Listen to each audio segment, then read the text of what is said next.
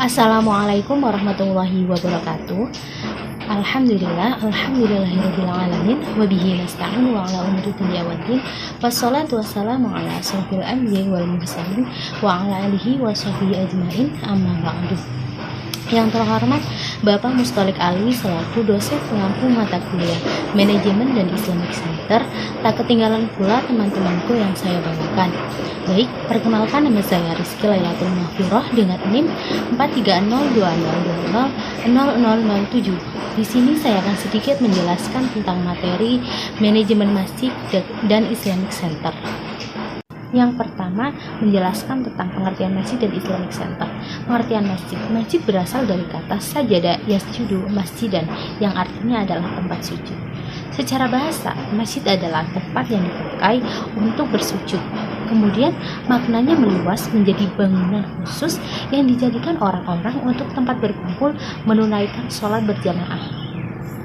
Menurut Azarkas, manakala sujud adalah serangkaian sholat yang paling mulia, mengingat betapa dekatnya seorang hamba dengan Tuhannya ketika sujud, maka tempat tersebut dinamakan masjid dan tidak dinamakan marka atau tempat ruku.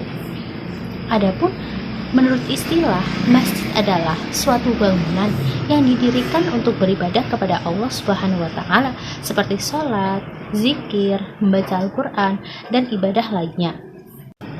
Kemudian pengertian dari Islamic Center. Islamic Center diambil dari kata Islamic dan Center. Islamic yang artinya kegiatan keislaman, dan Center berasal dari bahasa Yunani centrum yang berarti pusat. Jadi, pengertian dari Islamic Center adalah sebuah lembaga yang berfungsi sebagai tempat atau wadah pusat kegiatan Islam yang baik bersifat pendidikan dakwah keislaman maupun bersifat budaya seni keislaman, dan berperan sebagai mimbar pelaksanaan dakwah yang berfungsi sebagai lembaga pencetak kader muslim yang unggul. Yang kedua, ada perbedaan pengelolaan masjid secara klasik dan secara modern. Pengelolaan masjid dan Islamic Center secara klasik dapat diformulasikan sebagai tempat kaum muslimin beribadah dan mendekatkan diri kepada Allah Subhanahu wa Ta'ala. Sebagai tempat kaum muslimin beriktikaf, membersihkan diri, menggembleng batin, dan untuk membina kesadaran dan mendapatkan pengalaman batin atau keagamaan sehingga selalu terpelihara keseimbangan jiwa dan raga serta keutuhan kepribadian. Kemudian menjadi tempat bermusyawarah kaum muslim dalam memecahkan suatu persoalan-persoalan yang ada dalam masyarakat. Kemudian menjadi tempat kaum muslimin berkonsultasi, mengajukan kesulitan, meminta bantuan atau meminta pertolongan.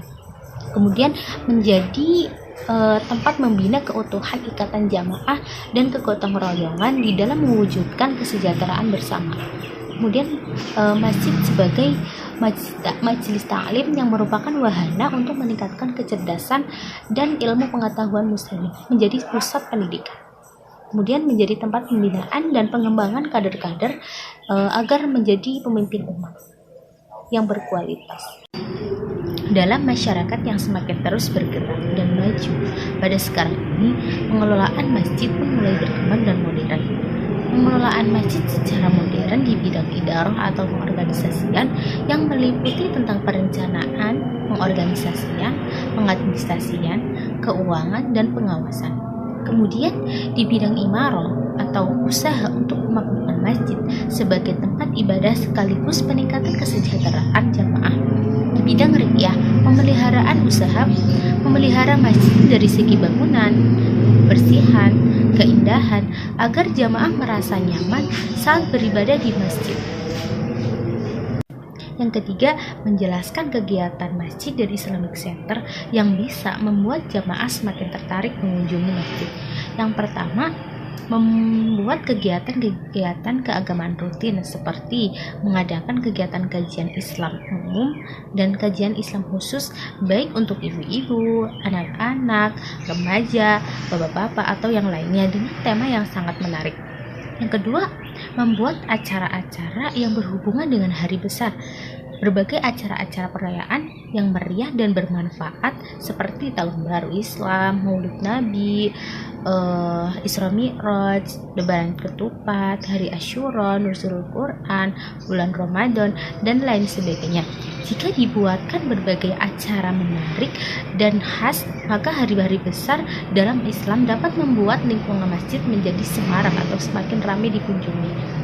Yang ketiga, membuat program peningkatan kualitas sumber daya manusia menjadi tempat menuntut ilmu dari berbagai bidang atau keilmuan yang mampu bermanfaat dalam menciptakan kader-kader penerus bangsa atau pemimpin.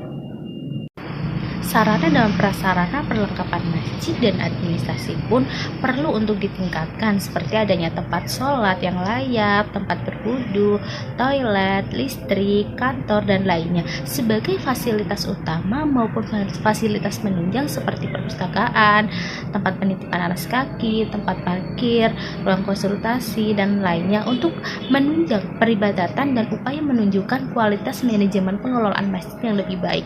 Karena dengan adanya pengelolaan masjid yang lebih baik, maka disitulah mempunyai daya tarik seseorang untuk mengunjunginya. Disinilah letak pentingnya memakmurkan masjid. Hal yang dapat kita lakukan adalah menjadikan masjid sebagai tempat pembinaan dan kaderisasi umat, supaya fungsi masjid tidak sebagai pengertiannya saja, yaitu sebagai ibadah sholat saja, tetapi juga sebagai sentral utama seluruh aktivitas keumatan, yaitu sebagai sentra pendidikan, politik, ekonomi, sosial, dan budaya.